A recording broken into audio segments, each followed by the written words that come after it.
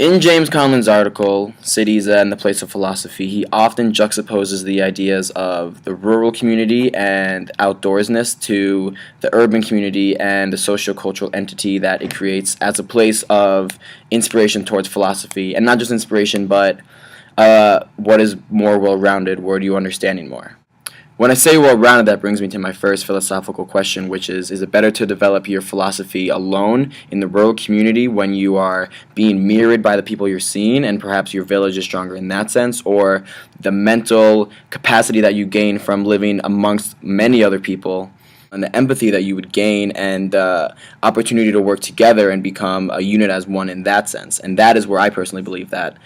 your philosophy would be better to learn from. Looking deeper into the article, he asks a philosophical question that if all swans are white until they see a black swan, what does this mean for maybe a society and how they're living?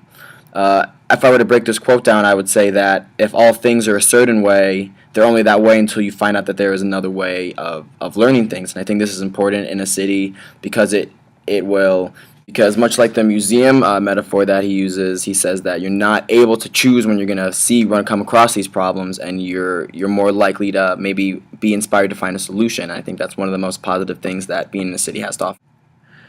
My third philosophical point is more implicit. In the last section of the article, he talks often about how people enjoy each other's company even though they might not be involved in each other's company. By this I mean that just because we're surrounded by all these people, we don't necessarily bother to know them, and the fact that we can all be unique together causes for people to be more confident, I think, because we all know that we're very different, and cities are just places for different people to get together. At the same time, I think it's very interesting that people need this attention, I guess, or this notoriety that to see them, and I think that's what makes the world also a very dark place and a very conceited place, and the city